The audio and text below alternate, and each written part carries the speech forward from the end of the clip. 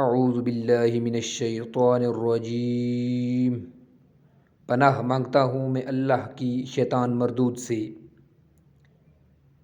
بسم اللہ الرحمن الرحیم، شروع اللہ کے نام سے جو بڑا مہربان نہایت رحم کرنے والا ہے۔ السلام علیکم ورحمۃ اللہ وبرکاتہ۔